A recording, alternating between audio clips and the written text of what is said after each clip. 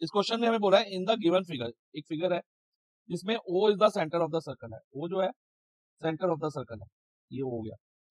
और हमें क्या करना है, प्रूव दैट एंगल x ये वाला हो गया प्लस एंगल y, ये एंगल y हो गया, is equal to angle z है। सेंटर पे जो एंगल बन रहा है एंगल z है, तो हमें ये शो करना है कि angle x plus angle y is equal to angle z है। तो इसको हम कुछ लेबलिंग कर लेना तो हमारे लिए आसान होगा। लाइक इसको मैं दे देता हूँ नेम a, इसे दे देता हूँ b, इधर लिख देता हूँ c, ठीक है। और यहाँ पर हम d ले लेते हैं, यहाँ e और f, ये वाला पॉइंट और ये वाला पॉइंट, इससे थोड़ा सा सॉल्व करना हमारे लिए आसान है, ठीक है। लेबलिंग कर लिया हमने।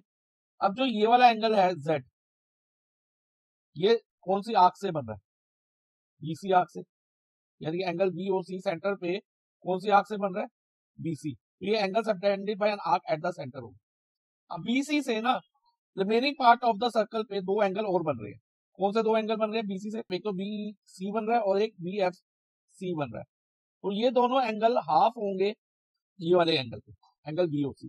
तो इसको मैं एंगल 1 और एंगल 2 नेम दे देता हूँ, ठीक है। तो इधर लिखेंगे हम angle 1 is equal to 1/2 of z, इसका हाफ होगा, and also angle 2 is equal to 1/2 of angle z। और इनका रीजन होगा angle subtended by an arc at the centre is double the angle subtended on the remaining part of the circle. अब क्या करेंगे, यहाँ पर हम एक एंगल 3 मार्क कर लेंगे, यहाँ पर एंगल 4 और यहाँ पर एंगल 5।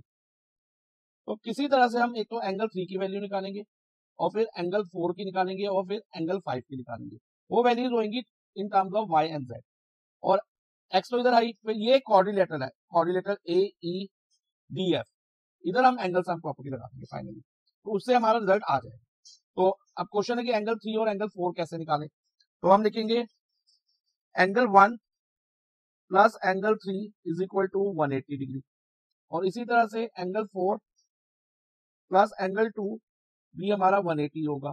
बट क्यों होगा, क्योंकि ये स्ट्रेट लाइन है, यहाँ पर एक रेज आ रही है, तो ये दोनों एंगल लीनियर पेयर के, एंगल 1 प्लस एंगल 3 और एंगल 2 प्लस 4 लीनियर। रीजन देना इंपॉर्टेंट है, लीनियर पेयर। अब 1 तो हमारा कितना था, हाफ z, एंगल 1 की जगह हम हाफ z लिख देंगे।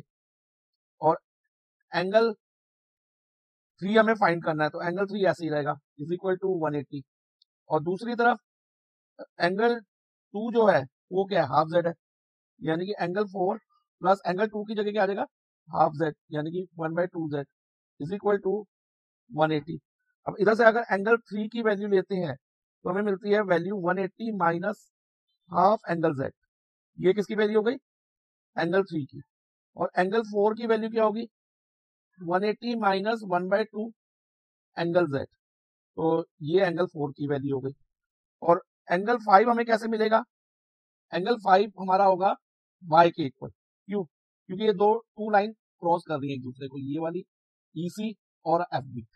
जब टू लाइन इंटरसेक्ट करती है तो ये एंगल और ये एंगल वर्टिकली अपोजिट हो जाता है। तो एंगल 5 हमारा क्या हो गया, y के इक्वल।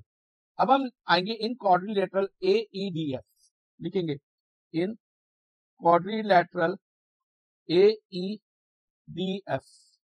यहां पर क्या होगा, x plus angle 3 plus angle 5 plus angle 4 is equal to 360, angle sum property of quadrilateral, ASP of quadrilateral, ठीक है। अब x को तो x ही रहने देते हैं। एंगल 3 हमारा क्या था, 180 माइनस हाफ एंगल z, और एंगल 5 y के इक्वल था। और एंगल 4 क्या आया, 180 minus half angle z is equal to 360 degree. इतना क्लियर है।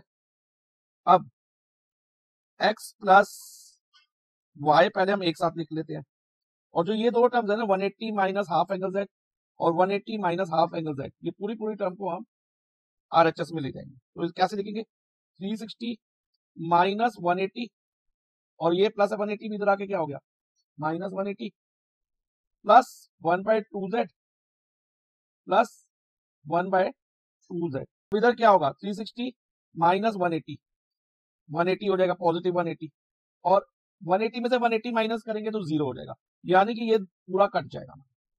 अब हमारे पास क्या आ गया, x plus y is equal to 1/2z plus 1/2z 2z, यही हुआ ना। अब इन दोनों को प्लस करें एलसीएम लेके, तो x प्लस वाई एलसीएम लेंगे तो 2 आएगा, एलसीएम 2 आ गया।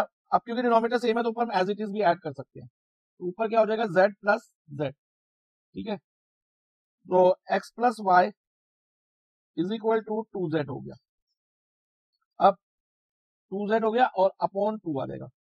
अब x plus y is equal to, ये 2 और 2 कट जाएगा, तो x plus y is equal to हमारा क्या आ गया फाइनली z के इक्वल, और यही हमने प्रूव करना था, x plus y is equal to z।